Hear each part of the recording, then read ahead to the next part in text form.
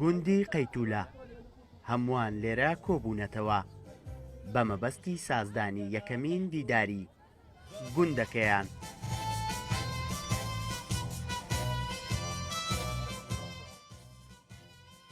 لێرەدا ژمارەیەک کەسایەتی گوندەکە و ناوچەکانی دەوروبەری ئامادەن. زۆر زۆر پەیوەستین بەم خاک و ئاوەوە. ئامادەبوانی قەدرگران و خۆشەویست. ئەی وەتەن بەرلین بەنۆکەر سەوسەن و نەرسرینی تۆ. ئاماند لە سازدانی دیدارەکە بۆ زیاتر یەکترناسین و پتەوکردنی پەیوەندی کۆمەڵایەتەکانە و ئاشنابوونی گەنجان بە کولتور و دابوونەریتی ناوچەکەیان.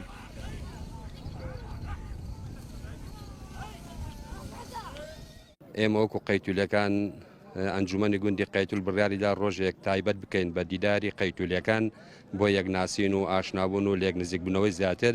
دیارە دوای 34 ساڵ لە ئەنفال و کارەساتی ئەنفال ئەم خەڵکە بەشێکی ڕەنگە زۆری یەکتر نەناسێ ڕۆ زۆری ئاشنا نەبێ بۆ یەکتر بۆ یەکەم جارە بڵێ ڕۆژێکی تایبەت بە قەیتول بکرێتەوە. ئەمە یەکەم ساڵمانە. ئامانز لەم دیدارە زیاتر بۆ بە یەک ئاشنابوونی نەوەکانی قەیتولە بۆ بەرزڕاکردنی دابوونەرێتی کوردەواری بەجێگای خۆشیەتی لێرانەوە سوپاس و پێزانینی خۆم بۆکو یەکێکی خەڵکی قەیتول بگەێنم بە بەڕێز خاتو شاناز ئیبراهیم ئەحمەد کارگەڕی مەکتەبی سیاسی یەکێتی نیشتمانی کوردستان کە هاوکاریەکی باشی کرد بۆ ئەم ڕۆژە.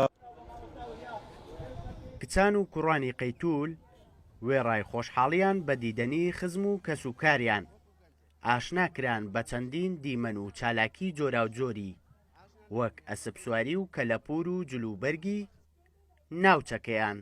بەڕاستی سازانی ئەم دیدارە بە شتێکی زۆ زۆر گرنگ دادەنرێت لەبەرەوەی کە ئێمەی گەنج کە لەبەرەوەی کە لە شار گەورە بووین بە کللتوری دەیەکەمان یاخود ئەو گوندەی کە لی لەدایک بووین هیچ ئاشنا نەبووین یاخودنەوەکان کە ئێمە کەس ناناسین. بەڕاستی پێویستە ساڵانە ڕۆژێکی تایبەتدا بنێت بۆ ئەم دیدارانە و ساز بکرێت. 23 ساڵ لە وڵاتی سویدم ئەمە یەکەم جانەوە بەشداری لەم فیستیڤاڵە قەیتولیا بکەم خەڵکی گوندی قەیتولم.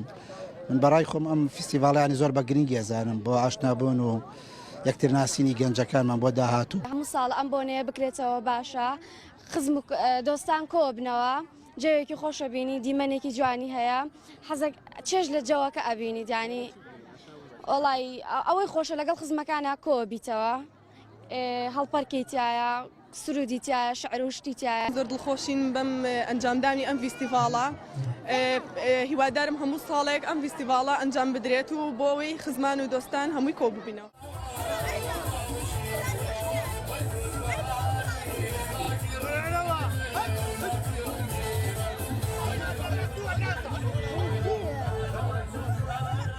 یەکەمین دیداری قەیتولەکان بەلای گەنجان و لاوانەوە گرنگیەکی تایبەتی خۆی هەبوو. بەو پێی لێرە گەنجان و لاوان ئاشنا دەبن بە خزمان و کللتور و دابوونەریتی کۆنی کوردەواری. زانانەباز کەناڵی کەرکووک گوندی قەیتول.